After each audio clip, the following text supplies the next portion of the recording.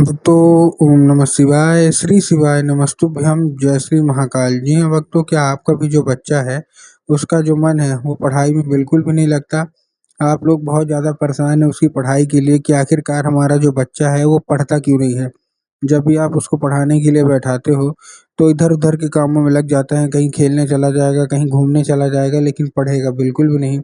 और आपके समझ में भी नहीं आता कि आखिर ऐसा क्या हो गया जिसके कारण हमारा जो बच्चा है वो पढ़ता क्यों नहीं है? जब भी कोशिश करते हो कि वो पढ़े, तो कहीं वो घूमने चला जाएगा, कहीं खेलने चला जाएगा और आपको समझ में भी नहीं आता कि आखिर ऐसा करें क्या? ठीक है ना? आपने हर एक चीज़ की सुख-सुविधा दे रखी है, उसको बहुत अच्छी स्कूल में डाल के रखा है, बहुत अच्छा कोचिंग ट्यूशन दे रखा है, हर एक तरह की सुख-सुविधा दिया है, लेकिन फिर भी आपका जो बच्चा है ना, वो पढ़ता बिल्कुल भी नहीं है। तो ऐसे में कौन-सा उपाय करें? आज की इस वीडियो के माध्यम से हम आपको बताने वाले हैं, तो बस उपाय ध्यान से सुन के अच्छे से करिएगा ज़रूर, ठीक ना? तो देखिए आपको पता होगा कि जो पूज्य गुरुदेव की जो कथा होती है उसमें लाखों की भीड़ आती है। कैसे भीड़ आती है? लाखों की भीड़ आती है। और जब गुरुदेव की कथा में लाखों की भीड़ आती है तो वहाँ ज़्यादातर जो भक्त रहते हैं वो क्या करते हैं? पत्र के द्वारा, किसके द्वारा? पत्र के द्वारा अपनी मनोकामना गुरुदेव तक पहुँचाते हैं। और जब गुरुदेव के पास पत्र पहुँचता है तो गुरुदेव उपाय बताते हैं। तो अभी 5-6 महीना पहले की बात है, गुरुदेव की कथा चल रही थी और गुरुदेव की कथा में लाखों की भीड़ आई। अब जब गुरुदेव की कथा में लाखों की भीड़ आई तो वहाँ ज़्यादातर जो भक्त थे ना, उन्होंने क्या किया, पत्र के द्वारा अपनी मनोकामना गुरुदेव तक पहुँचाई। अब जब गुरुदेव के पास पत्र पहुँचा और गुरुदेव ने पत्र पढ़ा, तो वहाँ गुरुदेव ने देखा कि ज़्यादातर जो भक्त हैं ना, उनकी क्या है, एक ही मनोकामना है, मतलब बहुत सारे पत्र आए।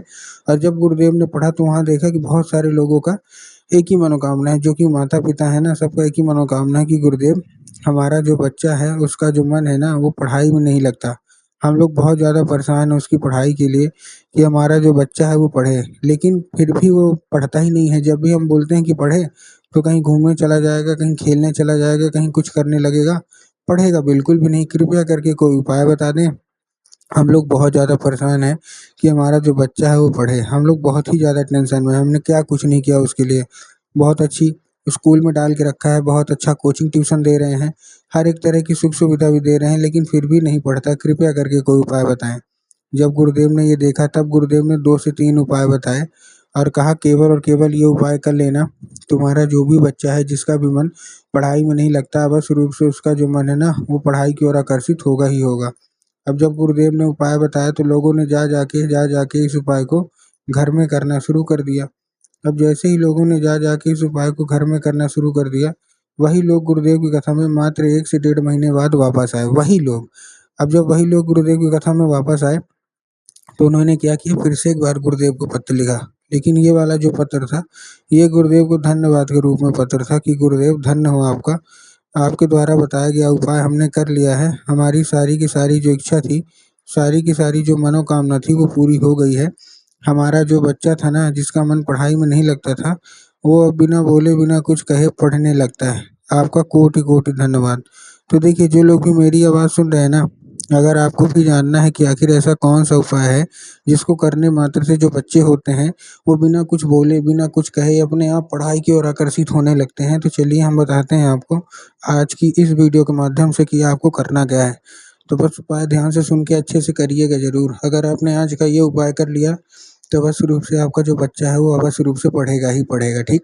तो चलिए चलते हैं उपाय की ओर, लेकिन उसके पहले चैनल पे अगर पहली बार आए हैं और आवाज़ मेरी पहली बार सुन रहे हैं तो वीडियो कर दें लाइक और चैनल को भी कर लें सब्सक्राइब, ताकि पूजनीय पंडित प्रदीप जी मिश्रा के रोज़ नए-नए उपाय जो कि मैं उनकी कथा से सुनता हूँ, श्रवण करता हूँ, सबसे पहले मैं आपको प्राप्त करा सकूँ।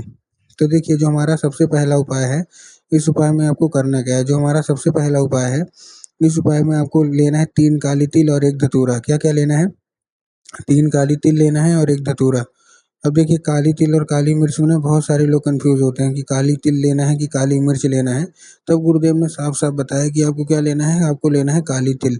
साथ में आपको चाहिए 1 धतूरा, ठीक? ले लिया और अपने बच्चे के हाथ में दे के उसको भेज दीजिए कहाँ? सीधा-सीधा शिव मंदिर। अब जैसे ही आपका बच्चा शिव मंदिर पहुँचेगा उसको क्या बोलना है कि दक्षिण दिशा में खड़ा हो जाए और उत्तर की ओर अपना चेहरा कर ले। अब देखिए दक्षिण और उत्तर में ना बहुत सारे लोग कन्फ्यूज़ भी होते हैं कि दक्षिण क्या है, उत्तर क्या है, हमको थोड़ा साफ-साफ बताओ।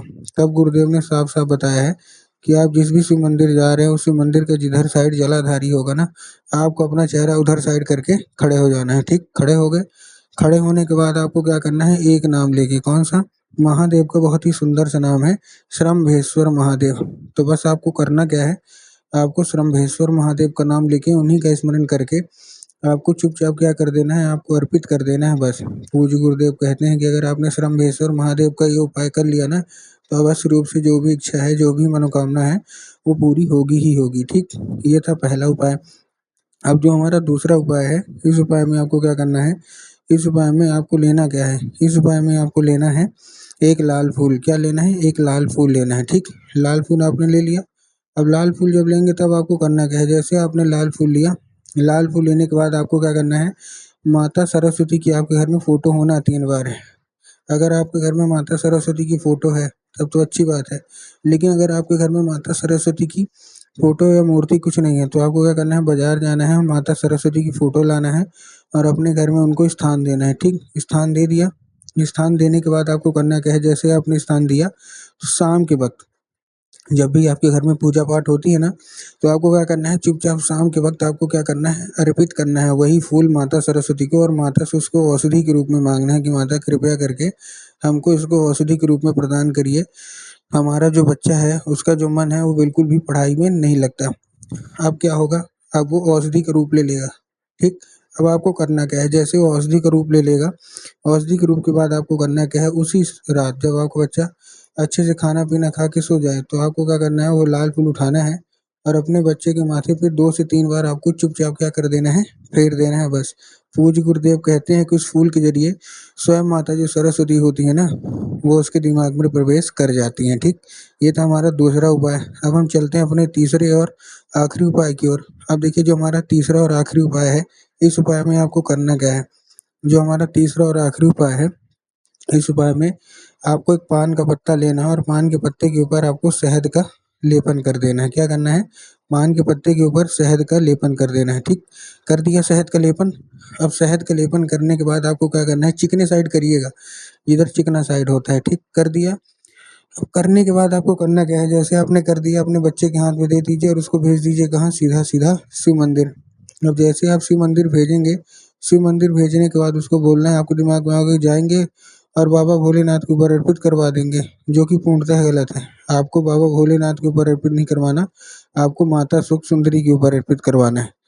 अब देखिए, जिनको पता है कि माता सुख सुंदरी की जगह कहाँ होती है उनका तो ठीक, लेकिन बहुत सारे ऐसे लोग हैं जिनको यही नहीं पता कि माता सुख सुंदरी की जगह होती कहाँ है। तब गुरुदेव ने बताया कि जो जलाधारी होती है ना, जलाधारी के बिल्कुल बीचों बीच उनकी जगह होती है। तो बस आपको करना क्या है, बस जलाधारी के बीचों बीच जाके अर्पित करवा देना है बस। पूज्य गुरुदेव कहते हैं ज़्यादा से ज़्यादा 1 से 1.5 महीना लगेगा, आपका जो बच्चा है वो अवश्य रूप से पढ़ाई की ओर आकर्षित होगा ही होगा।